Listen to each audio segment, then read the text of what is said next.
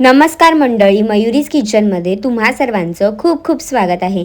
आज आपण बनवतोय मुगाचा ढोकळा। अख्ख्या मुगाचा हा हेल्दी असा ढोकळा आहे।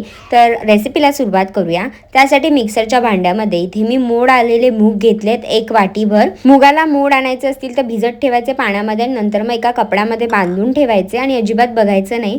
तर एक 7 ते 8 तासामध्ये छान मोड येतात। त्यामध्ये मी हिरव्या मिरच्या, आल्याचा तुकडा, कोथिंबीर आणि थोडंसं दही घातले आणि थोडं पाणी घालते।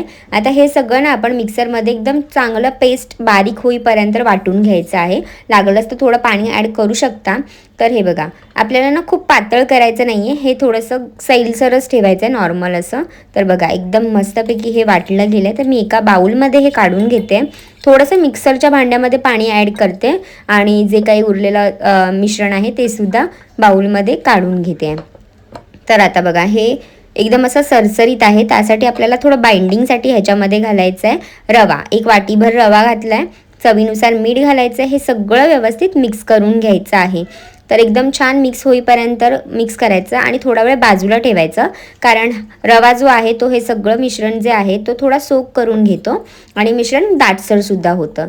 तर ज्या टीनमध्ये आपल्याला ढोकळा करायचा आहे त्याला तेलाने ग्रीस करून घ्यायचं। आणि आता बघा थोड्या वेळाने मी एक 20 ते 25 मिनिटानंतर हा जो रवा आहे मुगाच्या मिश्रणामध्ये छान भिजला गेला आहे। आता आपल्याला ह्याच्यामध्ये इनो जो फ्रूट सॉल्ट असतो, नॉर्मल कुठल्याही शॉपमध्ये आपल्याला हे इनोचं पॅकेट मिळतं, तेच इनो मी इथे घातलेलं आहे।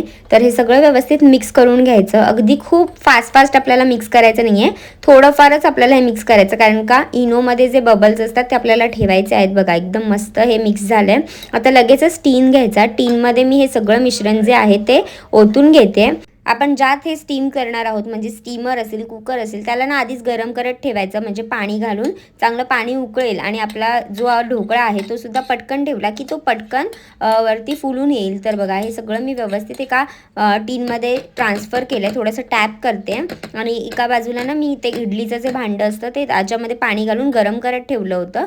तर पाणी गरमसुद्धा झालेलं आहे। त्यामध्ये पात्र जे आहे इडलीचं ते मी उलटं केलं आहे आणि त्याच्यावरती हा टीन ठेवते आहे। तर ना एक 20 मिनटं मी हे चांगलं वाफवून घेणार आहे। 20 मिनटानंतर तुम्हाला मी दाखवते हा जो ढोकळा आहे तो एकदम परफेक्ट बनून तयार झालेला आहे। तुम्ही टूथपिक किंवा सुरीच्या मदतीने सुद्धा चेक करू शकता की तो खालपर्यंत रेडी झालेला आहे की नाही। तर थंड होऊ द्यायचा, सेट होऊ द्यायचा आणि त्यानंतरच ह्याला कट करायचा आहे। तर तुम्हाला ज्या पीसमध्ये कट करायचं असेल त्या पीसमध्ये ढोकळा छान कट करून घ्यायचा।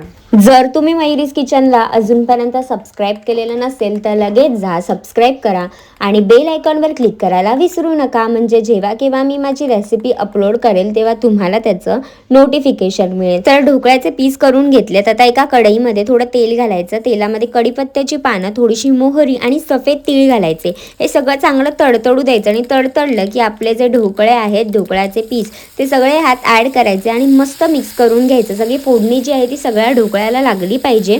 एकदम मस्त हा इन्स्टंट होणारा मुगाचा ढोकळा तुम्ही सुद्धा नक्की ट्राय करा। वरतून मस्त कोथिंबीर घालायची, ओलं खोबरं सुद्धा घालून तुम्ही हा सर्व करू शकता। टिफिनला किंवा सकाळच्या ब्रेकफास्टला हा तुम्ही नक्की ट्राय करून पाहात। माझी रेसिपी आवडली असेल तर लाईक करा, शेअर करा आणि सबस्क्राईब करायला विसरू नका। मुगाचा हा मस्त असा इन्स्टंट आणि एकदम हेल्दी असा ढोकळा आहे, सो तुम्ही नक्की ट्राय करून पहा।